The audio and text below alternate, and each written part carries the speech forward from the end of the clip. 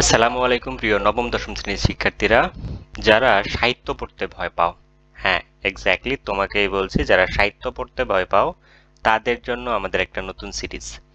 এই সিরিজে আমরা তোমাদের সাহিত্য বইয়ের, বাংলা সাহিত্য বই সহকারে সেই সঙ্গে ইংরেজি বইয়েরও যে সাহিত্যকর্মগুলো আছে, যে গল্পগুলো আছে, এগুলোকে এমনভাবে তোমাদের সামনে উপস্থিত করব যেন এই সাহিত্য তোমাদের কাছে সবচেয়ে বেশি সহজ মনে হয় এবং এই সাহিত্য থেকে যেন সর্বোচ্চ নাম্বার তুলতে পারো। তো বেশি কথা বলবো না, শুধু একটা কথা বলে রাখি, ভিডিওটা একটু লম্বা হতে পারে কারণ আমরা এক ভিডিওতেই পুরো একটা করে গল্প শেষ করব। গল্পের এমসিকিউ থেকে সৃজনশীল সবকিছু একবারে শেষ করব। সেই সঙ্গে এই ক্লাসের মধ্যে আমরা এই পুরো গল্পটা শেখাবো, গল্পের কি কি চরিত্র আছে সেটা শেখাবো, এই গল্প থেকে কি শেখাতে চেয়েছে সেটা শেখাবো। আমরা কবি সম্পর্কে শিখবো, কবি সাহিত্যকর্ম তার জীবন সম্পর্কে শিখবো। আমাদের এই গল্পের যেই টিকাগুলো আছে, যে শব্দার্থগুলো আছে, এইগুলো সম্পর্কে জানবো। পাশাপাশি আমাদের এই অধ্যায়ের যেই বইয়ের সৃজনশীল এবং বহু নির্বাচনী আছে সেগুলোর অ্যান্সারের পাশাপাশিও আমরা অতিরিক্ত প্রায় 50টা এমসিকিউ তোমাদেরকে দিব, যেগুলো পরীক্ষার জন্য ইম্পর্ট্যান্ট। সুতরাং এমসিকিউ গুলো পেতে চাইলে অবশ্যই ক্লাসের শেষ পর্যন্ত দেখতে থাকো এবং এর মধ্যে যদি তোমাদের কোনো প্রবলেম থাকে অবশ্যই কমেন্টটা জানাবে।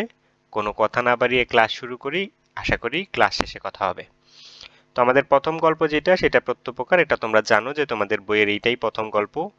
এটা লিখেছেন কে? এটা লিখেছেন ঈশ্বরচন্দ্র বিদ্যাসাগর। বলে রাখি, এটা একটা ছোট গল্প টাইপের। এটা নিজে কোনো ছোট গল্প না, এটা অন্য একটা বইয়ের, অন্য একটা গল্প বইয়ের মধ্যে থেকে একটা পার্ট তুলে নিয়ে আসা হয়েছে। এটার মধ্যে মূলত বোঝানো হয়েছে যিনি উপকার করেন মানুষের, তার উপকার করা। অর্থাৎ প্রত্যুপকার মানেই কিন্তু উপকারীর উপকার করা। এটা লিখেছেন কে? ঈশ্বরচন্দ্র বিদ্যাসাগর। ঈশ্বরচন্দ্র বিদ্যাসাগরকে যারা চিনো তারা তো চিনোই, না চিনলেও সমস্যা নাই, আমি চিনিয়ে দিচ্ছি। এই হচ্ছে আমাদের ঈশ্বরচন্দ্র বিদ্যাসাগর। ওনার সম্পর্কে জানাটা ইম্পর্ট্যান্ট, কারণ যে কোনো সাহিত্যকর্ম যখন তুমি পড়বা, যে কোনো সাহিত্যকর্ম হতে পারে, সেটা তখন তুমি পড়বা তখন এটা কে লিখছে তার সম্পর্কে জানতে হবে। এটা না জানলে অনেক কিছুই মিস করবা, কারণ যিনি লিখেছেন উনার ব্যক্তিগত চিন্তা ভাবনা উনি এই সাহিত্যকর্মের মধ্যে তুলে ধরেন। তো ঈশ্বরচন্দ্র বিদ্যাসাগরকে, উনি এমন এক সময়ের বিখ্যাত মানুষ যে সময়ে বাংলা সাহিত্যে শেখানোর মতো বা বাংলা সাহিত্যের নিজস্ব কর্মগুলো খুব বেশি ছিল না।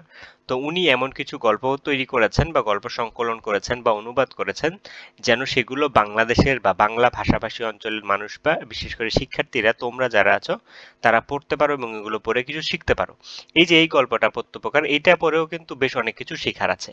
তো ঈশ্বরচন্দ্র বিদ্যাসাগরকে, উনি হচ্ছেন একজন সমাজ সংস্কারক বলতে পারো, উনাকে একজন মহান ব্যক্তি বলতে পারো, একজন শিক্ষাবিদ বলতে পারো, একজন সাহিত্য কর্মস্রষ্টা বলতে পারো, অর্থাৎ কবি বা লেখক বা সাহিত্যিক যেটাই বলো বলতে পারো, সমস্যা নেই। উনার সবচেয়ে বড় পরিচয় হচ্ছে উনি আধুনিক বাংলা গদ্যের জনক। অর্থাৎ উনি এই যে আমাদের যে এখন যে বাংলা গদ্য আছে, আমরা যে জিনিসগুলো পড়ি, আম, এগুলোর জনক উনি লিখেছেন। তো ওনার জন্ম কোথায়? ওনার জন্ম 1820 সালে ভারতের পশ্চিমবঙ্গ, এখন যেটাকে আমরা কলকাতা বলে চিনি, সেই জায়গায়, সেই পশ্চিমবঙ্গের পশ্চিম মেদিনীপুর জেলার বীরসিংহ গ্রাম। এইটা কিন্তু বেশ ভালোভাবে পড়তে হবে, কারণ অনেক সময় এমসিকিউতে কবিদের সম্পর্কে আসে বা লেখকদের সম্পর্কে আসে। তাহলে ওনার জন্ম কোথায়? পশ্চিমবঙ্গের মেদিনীপুর জেলার বীরসিংহ গ্রামে। আর ওনার জন্ম কত সালে? 1820 সালে, এবং উনি মৃত্যুবরণ করেছেন 1891 সালে। আপাতত এটুকু জানলেই হবে, তবে তোমরা এই জিনিসটা পুরোটা পড়বে। আমি ভিডিও শেষে এই যে এই পিডিএফটা, এটা কিন্তু তোমাদেরকে দিয়ে দিব, তোমরা এটা নিজেরা দেখে নিবে এবং পড়ে নিবে, একদম শুরু থেকে শেষ পর্যন্ত পড়বা। উনার যেই, উনাকে আমরা সমাজ সংস্কারক কেন বলি? কারণ উনি সমাজের বিভিন্ন সমস্যাগুলোকে সমাধান করার চেষ্টা করেছেন, বিশেষ করে হিন্দু সমাজে সেই 1800 বা 1900 দশকে, 1800 সালের দিকে বা 1800 সালের মাঝামাঝি সময়ের দিকে, যখন বিধবা বিবাহ প্রচলন ছিল না সমাজে, হিন্দু সমাজে যদি কোনো মহিলার হাজবেন্ড মারা যেত, তাকে আর নতুন করে বিয়ে দেওয়া যেত না, তাকে সারা জীবন সেভাবেই তার জীবনটা পার করতে হতো।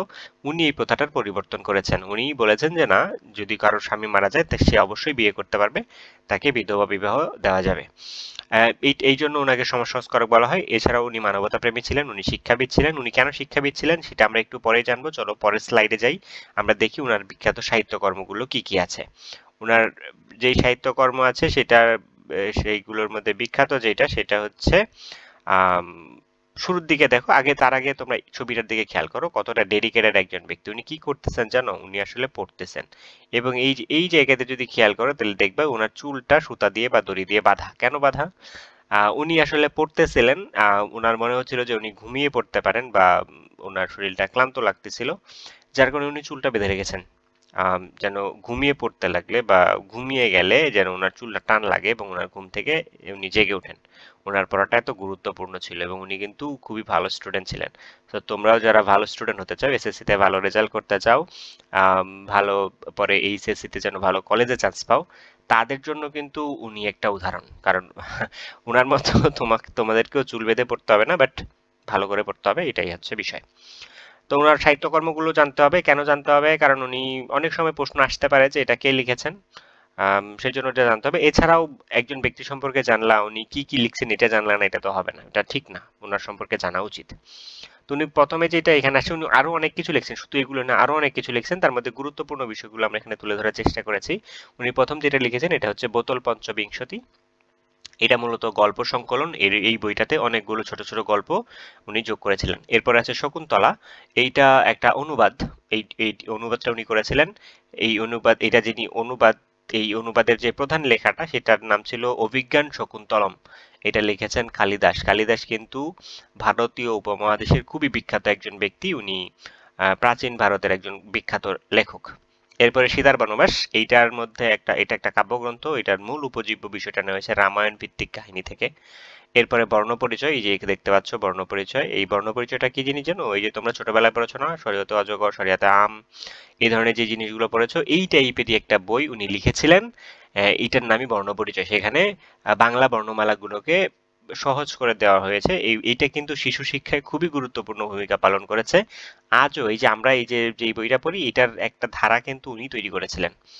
এছাড়াও বোধোদয়, কথামালা, এছাড়া ওনার সাহিত্যকর্মগুলো নিয়ে বিষয় বিদ্যাসাগরের রচনাবলী, ওনার সংস্কৃত ব্যাকরণ এবং সাহিত্য বিষয়ক অনেকগুলো গ্রন্থ আছে, সেগুলো ছিল। তো আমাদের এখন যেটা করতে হবে সেটা হচ্ছে আমরা আমাদের গল্পে ঢুকে যাব। আমাদের লেখক সম্পর্কে পড়া মোটামুটি শেষ। আমরা লেখক সম্পর্কে জেনেছি, বিদ্যাসাগর কে ছিলেন, উনি দেখতে কেমন ছিলেন সেটা জানা শেষ। আমরা চলো আমাদের যে মূল গল্প, অর্থাৎ যেটা আমরা জানার জন্য এতক্ষণ বসে আছি, যেটার উপর আমাদের পরীক্ষাতে প্রশ্ন অবশ্যই আসবে, সেটা সম্পর্কে। এই যে প্রত্যুপকার, এটা একটা গল্প। এখন গল্পের মধ্যে কি থাকে? গল্পের মধ্যে বিভিন্ন মানুষের জীবনের কাহিনী থাকে। এখন এই যে প্রত্যুপকার গল্পে আমরা কোন কোন মানুষ পাই? তারা মূলত চরিত্র। অর্থাৎ তোমরা সিনেমা দেখো না, নায়ক থাকে নায়িকা থাকে, এরকমই এই গল্পের মধ্যেও নায়ক নায়িকা আছে। নায়িকা নাই, সরি, নায়ক আছে। এইখানে নায়ক বলা যেতে পারে এই অভিযুক্ত ব্যক্তিটাকে। তবে যে কাউকে তুমি নায়ক বলতে পারো, কারণ এখানে প্রত্যেকটা মানুষই খুবই পজিটিভ। তাদের চরিত্রের ভালো দিকগুলোই তুলে ধরা হয়েছে। যেমন আলী ইবনে আব্বাস, আক্কাস যাকে দেখতে পাচ্ছ, তিনি এমন একজন ব্যক্তি, আম, তিনি মূলত এই গল্পটা ওনার নিজের জীবনের কাহিনীটা বলেছেন এবং ওনার নিজের জীবনের কাহিনীর সঙ্গে এই ব্যক্তিটা জড়িত, যাকে অভিযুক্ত ব্যক্তি বলা হচ্ছে। এই এই যে ছবিগুলো দেখতে পাচ্ছ, এগুলো কিন্তু অরিজিনাল ছবি না, এগুলো প্রতীকী ছবি আমরা বানাইছি। ওনারা অরিজিনালি এরকম দেখতে ছিলেন কিনা আমরা জানি না। এরপর আরেকটা ক্যারেক্টার আছে, উনি হচ্ছে খলিফা মামুন। খলিফা মামুন কি, খলিফা কি জিনিস, এটা আমরা ক্লাসের শেষের দিকে জানবো। শুধু জেনে রাখো, খলিফা মামুন অর্থাৎ উনি একজন রাজা।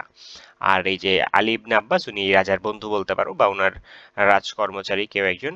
এবং অভিযুক্ত ব্যক্তিটা উনি এমন একজন ব্যক্তি যাকে বিচার করা হবে এই গল্পে। তো চলো আমরা গল্পের মূল বিষয়টাতে যাই। এখানে গল্পটার সারসংক্ষেপ সুন্দরভাবে লেখা আছে, তবে আমরা এইটা দেখে পড়বো না। আমি চলো তোমাদেরকে গল্পের মতো করে বিষয়টা বোঝাই। ছবিটার দিকে খেয়াল করতে পারো যে এখানে একজন রাজা বসে আসেন। রাজাটা হচ্ছে খলিফা মামুন। এইখানে একজন দাঁড়িয়ে আছেন, এটা হচ্ছে খলিফা মামুনের সেই রাজকর্মচারী বলতে পারো বা বন্ধু বলতে পারো। এইখানে একজন হাঁটু গেড়ে বসে আছেন, ইনি হচ্ছে সেই আরেকজন ব্যক্তি যাকে দেখলাম, যে আমরা ওনার নাম জানি না, তবে ওনাকে আমরা উপকারী ব্যক্তি বলে ডাকবো পুরো গল্পে। তো এখানে যেটা হয়েছে সেটা হচ্ছে, আম, এই যে আমাদের যে গল্প যিনি বলতেছে, এই যে এই ব্যক্তিটা অর্থাৎ এই খলিফা মামুনের যে বন্ধু, এই ব্যক্তিটা পুরো গল্পটা আমাদেরকে বলবে, উনার জীবনের গল্পটা বলবে। তো উনি বলতেছে, আমি একদিন খলিফা মামুনের দরবারে বসেছিলাম, হঠাৎ করে একজন ব্যক্তি আসলো, খুব হাত জড়ো করে আসলো। উনাকে দেখেই মনে হচ্ছিল উনি কোনো একজন অপরাধী, এবং উনাকে দেখেই আমাদের যেই রাজা বা খলিফা মামুন, উনি খুব রেগে গেলেন। উনাকে দেখেই বোঝা যাচ্ছিল যে উনি খুব রেগে আছেন, উনি উনার বিচার করবেন, অর্থাৎ এই খলিফা মামুন উনার বিচার করবেন।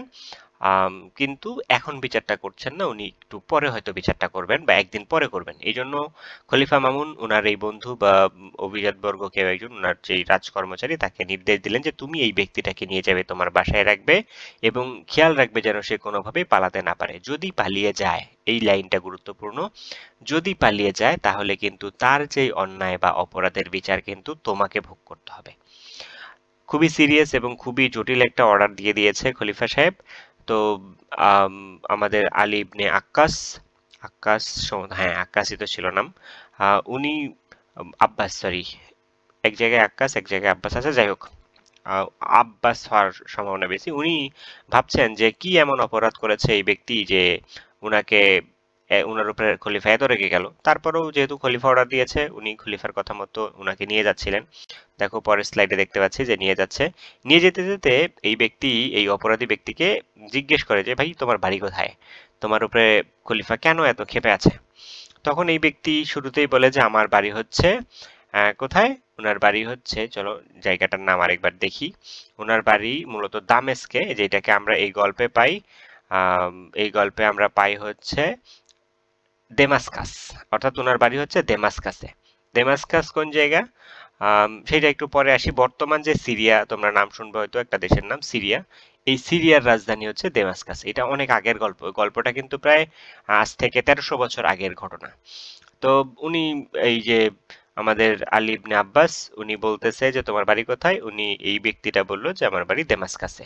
যখন বলল দেমাস্কাসে, তখন উনি অবাক হলেন যে দেমাস্কাসে, দেমাস্কাস তো খুব ভালো মানুষের জায়গা, ওইখানে অনেক ভালো মানুষ আছে, তোমার যেই এলাকা সেইখানে শান্তি বর্ষিত এবং সব মানুষ ভালো থাকুক। এইটা আমাদের আলী বলতেছে, আমরা পুরো নাম না বলে শুধু আলী বলি। আলী বলতেছে যে তোমার ওই এলাকার লোক ভালো। এখন এই ব্যক্তি বলতেছে যে কেন ভালো, তোমার কাছে কেন ভালো মনে হয়েছে, এই স্পেশাল কেন মনে হয়েছে। তখন এই আলী উনার জীবনের একটা গল্প বলা শুরু করলো, এটাই মূলত মূল গল্পটা। উনি বললো যে আমি একবার দেমাস্কাসে গিয়েছিলাম, সেখানে এক বিপদে পড়েছিলাম, রাজার রসনলে পড়েছিলাম, রাজা আমাকে মেরে ফেলার জন্য লোক পাঠিয়েছিল, আমি কোনো রকম পালিয়ে একটা মানুষের বাসায় উঠলাম। সেই মানুষটা ছিল খুবই ভালো মানুষ। তিনি আমাকে আশ্রয় দিলেন, নিরাপত্তা দিলেন, প্রায় 1 মাস উনি আমাকে সেখানে দেখাশোনা করলেন, খাবার দাবার দিলেন, প্রচুর যত্ন করলেন। এতটুকু এত যত্ন করেছেন যা আমি কখনোই ভুলবো না। এরপরে 1 মাস পর যখন পরিবেশ ঠান্ডা হলো, রাজাও হয়তো খোঁজাখুঁজি করে আর আমাকে পেলেন না, তখন তিনি জানালেন যে এবার তুমি বাগদাদে ফিরে যেতে পারো, কারণ এই যে আমাদের যে গল্প এখন যে জায়গাটা আছে, এই ওনার যে জায়গায় গল্প করছে, এটা কিন্তু বাগদাদ। আর এই যে যেখানকার গল্প উনি বললেন সেটা কিন্তু দেমাস্কাস, অর্থাৎ অনেক দূরের একটা শহর। তো সেই ব্যক্তি বললেন যে এবার আপনি আপনার শহর বাগদাদে চলে যেতে পারেন, কারণ রাজা ভুলে গেছে এবং এখন অনেক মানুষই বাগদাদে যাচ্ছে, আপনিও তাদের সঙ্গে চলে যেতে পারেন। তখন এই ব্যক্তি খুব খুশি হয়, এই যে উনি আমাদের আলী, খুশি হলেও উনার মনে মনে একটা টেনশন ছিল যে বাগদাদ থেকে, দেমাস্কাস থেকে বাগদাদ অনেক দূরে, এতটুকু জায়গা যাইতে হইলে তো অনেক টাকা লাগবে, অন্তত হেঁটে গেলেও খাবার দাবার খাইতে হবে, কারণ এটা তো আর একদিনে 1 ঘন্টায় যাওয়া সম্ভব না, অন্তত 1 মাস 2 মাস লাগবে হেঁটে গেলে। এত দূরের রাস্তা যাইতে টাকা লাগবে, সেই টাকা তো আমার কাছে নাই। উনি বলেন নাই, কিন্তু উনি মনে মনে ভাবছেন। কিন্তু সেই বাড়িওয়ালা মানুষ, সে উনার চেহারা দেখে বুঝে গেছে যে উনার আসলে কি দরকার। উনি, সেই বাড়ির লোক, এই এই আমাদের আলীর জন্য সুন্দর একটা ঘোড়া সাজালেন, তার জন্য খাবারের ব্যবস্থা করলেন, তার জন্য টাকা পয়সার ব্যবস্থা করলেন এবং একটা চাকরের ব্যবস্থা করে দিলেন, যেন একা একা যাইতে যেন কোনো প্রবলেম না হয়, কোনো দরকার হলে যেন চাকরের সঙ্গে সেই সমস্যাটা সমাধান করতে পারে। এগুলো দেখে আলী খুব খুশি হয় এবং তার প্রতি খুবই কৃতজ্ঞ হয়। তার উপকারের কথা সে সারা জীবন মনে রাখে। এই ঘটনাটা উনি এই ব্যক্তির কাছে বললেন। এই জন্য আমি আসলে দেমাস্কাসকে খুব পছন্দ করি, আমি চাই দেমাস্কাসের মানুষ খুব ভালো থাকুক। তখন এই ব্যক্তিটা, এই যে যিনি অপরাধী ব্যক্তি, উনি বুঝতে পারলেন যে আলিয়া তখন যেই ব্যক্তিটার গল্প করলেন, ইনি আসলে তিনি, অর্থাৎ এই যে দেমাস্কাসে যে এই আলী যার বাসায় ছিলেন, এই ব্যক্তি মূলত সেই ব্যক্তি। কিন্তু আলী কেন চিনতে পারলো না, কারণ 1 মাস যেহেতু যদি কোনো কারো বাসায় থাকে তাহলে চিনতে পারার কথা। চিনতে না পারার কারণ হচ্ছে ঘটনাটা অনেক দিন আগের ছিল, অর্থাৎ এই যে এই গল্পটা যখন বলছে তারও অনেক দিন আগের ঘটনা।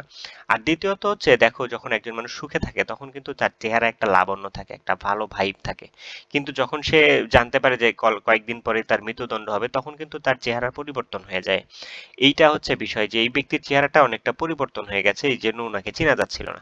আর দ্বিতীয়ত, উনি প্রথমে কেন আলীকে চিনতে পারলো না, এটার একটা বড় কারণ হতে পারে। কারণ হচ্ছে আলী যখন উনার বাড়িতে ছিল তখন আলীর টেনশন ছিল, আলী মৃত্যুর প্রহরগুণ ছিল, তখন তার চেহারা অনেক বাজে ছিল। এখন তো আলীর ভালো সময়, এই জন্য সে হয়তো সুখী হয়েছে, তার চেহারা পরিবর্তন হয়েছে, আর অনেকটা লম্বা সময় পার হয়েছে, এই জন্য হয়তো একজন আরেকজনকে চিনতে পারে নাই। তো ঘটনা শোনার পর সেই ব্যক্তির মনে হলো যে তুমি যেই ব্যক্তির বাড়িতে ছিলে সেই ব্যক্তি মূলত আমি, কারণ আমি এরকম একজনকে 1 মাস আশ্রয় দিয়েছিলাম এবং এভাবে পাঠিয়েছিলাম। তখন আলী বলে যে আমি তো আসলে তোমাকে অনেক দিন ধরে খুঁজতেছি, তোমাকে আমার এই ঋণটা আমি পরিশোধ করতে চাই। বলো তোমাকে আমি কিভাবে সহযোগিতা করতে পারি। আর রাজা তোমার উপরে এত ক্ষিপ্ত কেন হলো এই ঘটনাটাও বলো। তখন এই অভিযুক্ত ব্যক্তি বলে যে দেখো আসলে আমার কোনো দোষ নয়, আমার আশেপাশে কিছু মানুষ আছে যারা আমাকে দেখতে পারে না, তাদের হয়তো কোনো মানে আছে না এরকম খারাপ মানুষ আমাদের আশেপাশে থাকে কিন্তু যারা ভালো মানুষকে দেখতে পারে না। তো ওরাই মূলত আমার নামে রাজার কাছে বা খলিফার কাছে অভিযোগ করেছে, এজন্য খলিফা আমাকে মৃত্যুদণ্ড দিতে চায়। তখন আলী বলল যে তুমি কোনো টেনশন করো না, আমি তোমাকে মৃত্যুদণ্ডের হাত থেকে বাঁচাবো। তুমি চাইলে এই মুহূর্তে পালিয়ে যেতে পারো, এবং তুমি পালিয়ে গেলে রাজা আমাকে বা খলিফা আমাকে যে শাস্তি দেবে সেটা আমি মাথা পেতে নিব, কারণ তুমি আমার যে উপকার করেছিলে সেটা আমি কখনোই ভুলবো না, এবং তোমাকে আমার সামনে এই মৃত্যুদণ্ড হতে আমি দিব না। এটা আমাদের এই যে গল্পের কথক তিনি বলতেছেন। তখন এই পরোপকারী ব্যক্তি, দেখো পরোপকারী ব্যক্তিরা আসলে সবসময় ভালো মানুষই হয়। তিনি বললেন যে দেখো এক সময় আমি তোমাকে সাহায্য করেছিলাম তোমার জীবনটা বাঁচাইতে, আজকে আমি আমার জীবন বাঁচানোর জন্য তোমাকে মেরে ফেলবো বা তোমার জীবনটা রিস্কে ফেলে দিব, এটা কি কখনো হয়? এটা উচিত না। তুমি নিশ্চিন্তে থাকো, আমি যাচ্ছি না। তুমি শুধু আমাকে একটা উপকার করে দাও, আমার ফ্যামিলিতে একটু খবর দিয়ে দাও যে আমি এখানে এই অবস্থায় আছি এবং আমার মৃত্যুদণ্ড হয়ে যাবে, তারা যেন আমার জন্য দোয়া করে। তখন আলীও চিন্তা করলো, আলী বেশ কয়েকবার জোরাজুরি করছে, বা না তুমি পালিয়ে যাও, তুমি পালিয়ে যাও, কোনো সমস্যা নেই, আমার যা হয় হবে। কিন্তু সেই ব্যক্তি যায় নাই। যখন ওনাকে পাঠাতে পারে নাই তখন আলী চিন্তা করলো যে কোনো একটা কিছু করতে হবে, ওনাকে বাঁচাইতে হবে। পরের দিন সকালে দেখো, পরের দিন সকালে আমাদের যে গল্পকথক আলী উনি খলিফার দরবারে চলে এসেছে। এই যে খলিফা, এই যে আমাদের আলী, এসে দেখো অপরাধীর মতো দাঁড়াইছে। খলিফা কিন্তু বেশ রেগে গেছে, উনি বলতেছে তুমি একা কেন, সেই ব্যক্তি কোথায়? খলিফা আবারও বললেন যে যদি সে পালিয়ে থাকে তাহলে তুমি কিন্তু বুঝবে তোমার কিন্তু মৃত্যুদণ্ড হবে। তখন আলী বলতেছে দেখেন আপনি যদি চান তাইলে আমাকে এমনিতেও মৃত্যুদণ্ড দিতে পারেন, আমার কোনো আফসোস আসলে নাই, কিন্তু আমার একটা কথা আছে, এটা একটু আপনাকে শুনতে হবে। আপনি দয়া করে আমার কথাটা শুনুন। বেশ জোরাজুরি করার পর শেষ পর্যন্ত খলিফা বলল যে ঠিক আছে বলো তোমার কি কথা। তখন আলী বলতে লাগলো দেখেন একসময় উনার যে ঘটনাটা উনি পুরো ঘটনাটা বললেন, এবং ইনি এটাও বললেন যে আপনি যেই লোকটাকে এখন ফাঁসি দিতে যাচ্ছেন বা যেই লোকটার মাথা কেটে ফেলতে যাচ্ছেন তিনিই সেই ব্যক্তি যিনি আমাকে এত উপকার করেছেন। এখন আপনিই বলুন, একজন মানুষ যার মন এত ভালো, যে মানুষকে এত উপকার করে, সে কিভাবে এত অপরাধী হইতে পারে যে তাকে মেরে ফেলতে হবে? নিশ্চয়ই এখানে কোনো গন্ডগোল আছে, আপনি একটু চিন্তা করে দেখেন। তখন খলিফা বলল যে তাই নাকি, তাহলে তুমি ওই লোকটাকে ডাকো, দেখি ওর মুখ থেকে শুনি। তখন দেখো আমাদের গল্পের পরের পার্টে এই লোকটাকে ডাকা হয়েছে। এই যে এই লোকটা আসছে এবং এখানে খলিফা বসে আছে, এখানে আলী দাঁড়িয়ে আছে এবং ওই রাজদরবারের অন্য অন্য লোকেরাও আশেপাশে আছে। খলিফা তখন এই লোকটাকে জিজ্ঞেস করে ঘটনা আসলেও সত্যি কিনা। এই লোকটা বলে হ্যাঁ সত্যি। তখন খলিফার ওর প্রতি মায়া হয় যে আসলেই তো, যে ব্যক্তি নিজের সবকিছু ত্যাগ করে এবং এমনকি পালানোর সুযোগ পেয়েও পালাইলো না, সেই ব্যক্তি আসলে খারাপ হইতে পারে না। ঠিক আছে তোমাকে মাফ করে দিলাম, তুমি চলে যাও তোমার দেশে। কিন্তু পরিস্থিতি দেখো, আবার সে একই সিচুয়েশন। একসময় আলীর যেমন হয়েছিল যে সে পালানোর সুযোগ পাইছে কিন্তু তার টাকা নাই, যাইতে পারতেছে না, খাবার নাই। এক্স্যাক্টলি সেম সমস্যাটা এখন এই ব্যক্তির। তখন রাজা তাকে ঘোড়া সহ অন্যান্য যেই আরো উপহার টাকা পয়সা দিয়ে বলল যে এবার তুমি চলে যাও, এবং সেই সঙ্গে খলিফা একটা চিঠি লিখে দিলেন যে সেই অঞ্চলে যে শাসক তখন ছিল, উনি যদি এই চিঠিটা সেই শাসককে দেখায় তাইলে উনাকে সর্বোচ্চ সম্মান এবং আম, দেখাশোনা করা হবে, কোনো সিকিউরিটি দেওয়া হবে যেন উনাকে কেউ কোনো ক্ষতি করতে না পারে। এভাবে মূলত আমাদের এই গল্পটা শেষ হয়। গল্পটার মূল কথাটা যেটা হচ্ছে, যদি তুমি কখনো কারো উপকার করো, কারো উপকার করো যে আমি আর এই লাভটা হবে এই রিটার্নটা হবে সুতরাং একটা উপকার করি, এরকম নিয়তে না, এমনিতেই একজন মানুষের উপকার করলে, সে তুমি যে কোনো ধর্মেরই হও, তুমি যদি কারো উপকার করো সৃষ্টিকর্তা তোমার এই উপকারের প্রতিদান দিবেন, হয়তো এই পৃথিবীতে অথবা পরের জন্মে। কখনো কখনো তোমার এই উপকারের ফলাফলটা তুমি পৃথিবীতেই পাবে, এবং এটা এমন সময় আসবে যখন তোমার সেটা খুব দরকার। এটাই মূলত শেখানো হয়েছে। সুতরাং আমরা যেটা করব আমাদের ব্যক্তিগত জীবনে মানুষকে উপকার করব। আমাদের ক্লাস কিন্তু এখনই শেষ হয়ে যায় নাই। আমরা আমাদের এই গল্পের কিছু ওয়ার্ড আমরা পাই যেগুলো আসলে বুঝতে কঠিন। আমরা সেই ওয়ার্ডগুলোর মিনিং জানার চেষ্টা করব এবার। এই ওয়ার্ডগুলোর মিনিং কিন্তু আমাদের বইতেও আছে। প্রথমে প্রত্যুপকার, আমাদের যেই গল্পের নাম, এটার অর্থ কি? এটার অর্থ মূলত উপকারীর উপকার করা। অভিপ্রায়, অভিপ্রতি, এটার অর্থ কি? এটার অর্থ হচ্ছে ইচ্ছা প্রকাশ করা বা অভিপ্রায় প্রকাশ করা বা অভিলাষ প্রকাশ করা। সমভিব্যাহারে, সমবিবিহারে এর অর্থ হচ্ছে সঙ্গে বা সহচরে, নিষ্কৃতি এটার অর্থ হচ্ছে মুক্তি। কোপানল, কোপ আনল এটা আসলে দুইটা শব্দ মিলে হয়েছে, এটা তৈরি হয়েছে। কোপ অর্থ হচ্ছে রাগ, আর অনল হচ্ছে আগুন, অর্থাৎ রাগের আগুন, ক্রোধের আগুন এটা বোঝাচ্ছে। আর প্রতীতি এটার অর্থ হচ্ছে বিশ্বাস। পরিচ্ছদ এটা আমরা সবাই জানি, যেটা কাপড় চোপড়কে পরিচ্ছদ বলা হয়, আমরা বলি যে পোশাক পরিচ্ছদ ভালো না, এইভাবে বলি না, এইটাই মূলত সেটা। এরপরে শ্রুতি প্রফুল্ল লোচন, এই তিনটি শব্দ মিলে শ্রুতি ও আগমন। আচ্ছা, এখানে এটার মূলত হচ্ছে আহ, মানে ভালো চোখে আর কি, ঠিক আছে। অবলোকন মাত্র এটার অর্থ হচ্ছে দেখা মাত্র। সম্মান অর্থাৎ সম্মান, এটা তো আমরা জানি। উৎকট এটার অর্থ প্রবল বা তীব্র, মানে খুবই মারাত্মক, মানে ঝাঁঝালো আর কি। অবরুদ্ধ এটার অর্থ হচ্ছে বন্দি। নিরীক্ষণ এটার একটু মনোযোগ দিয়ে কোনো কিছু দেখা বা করা। তো মূলত এইগুলোই ছিল আমাদের ওয়ার্ড মিনিং। এই এই হচ্ছে আমাদের ওয়ার্ড মিনিং। এগুলো তোমরা পড়ে ফেলবা, কারণ এখান থেকেও বহু নির্বাচনী প্রশ্ন আসতে পারে, অথবা এখান থেকে সৃজনশীলের ক নাম্বার প্রশ্নের উত্তর আসতে পারে, প্রশ্ন আসতে পারে। এরপরে হচ্ছে কিছু ঐতিহাসিক টিকা। দেখো, আমরা বলছিলাম যে খলিফা কি জিনিস এটা আমরা বলবো, তো খলিফা কি জিনিস এটা আমরা এখন শুনবো। খলিফা অর্থ হচ্ছে, এটা সব শাব্দিক অর্থ হচ্ছে প্রতিনিধি। এই যে হযরত মুহাম্মদ মুস্তাফা সাল্লাল্লাহু আলাইহি সাল্লামের পরে যেসব মুসলমান শাসকরা এই মুসলিম সাম্রাজ্য শাসন করেছেন, উনাদেরকে মূলত খলিফা বলা হয়, অর্থাৎ ওনাদেরকে প্রতিনিধি বলা হয়। এই খলিফারা কিন্তু একাধারে রাষ্ট্রের প্রধান, সেই সঙ্গে তারা কিন্তু ওনাদের সময় ধর্মীয় নেতা ছিলেন। এই হচ্ছে খলিফা। এখন যাদেরকে রাজা বলা হয়, প্রধানমন্ত্রী বলা হয়, তারাই মূলত খলিফা। তবে খলিফার একটা স্পেশালিটি ছিল, তারা শুধুমাত্র রাজা ছিল না, তারা ন্যায়পরায়ণ এবং ধর্মীয় নেতাও ছিল। কিন্তু বর্তমান রাজারা কিন্তু ধর্মের ধও জানে না। আর দ্বিতীয় যেটা হচ্ছে সেটা হচ্ছে ডেমাস্কাস। ডেমাস্কাস শব্দের অর্থ হচ্ছে দামেস্কো। এটা কোনো অর্থ না। ডেমাস্কাস বলতে বর্তমান যে দামেস্ক, অর্থাৎ সিরিয়ার যে রাজধানী, এটার প্রাচীন নাম ছিল ডেমাস্কাস। অর্থাৎ আমাদের এই গল্পটা তো প্রায় সপ্তম অষ্টম শতকের, সেই সময়ে দামেস্কোকে ডেমাস্কাস বলা হতো। এটাই কিন্তু এশিয়ার সবচেয়ে প্রাচীন শহরগুলোর মধ্যে একটা। এই দামেস্কো শহরে যখন মানুষ বসবাস করা শুরু করেছে, তখন পৃথিবীর অন্য অন্য পার্টে মানুষ নাই। এটা কিন্তু হযরত ইব্রাহিম আলাইহিস সালামের যুগ থেকে তৈরি হয়েছে। এটা বর্তমান সিরিয়ার রাজধানী। এরপর আসে মামুন। মামুন যেই আমরা ক্যারেক্টারটা দেখেছি, খলিফা মামুন, উনি মূলত ঐতিহাসিক একটা ক্যারেক্টার। উনি কিন্তু বাস্তবেও ছিলেন। এই মামুন ক্যারেক্টারটা বাস্তবে ছিলেন। উনার জন্ম কিন্তু 786 সালে, উনার মৃত্যু 733 সালে। অর্থাৎ হযরত মুহাম্মদ সাল্লাল্লাহু আলাইহি সাল্লামের প্রায় 100-150 বছরের পরেই উনি ছিলেন।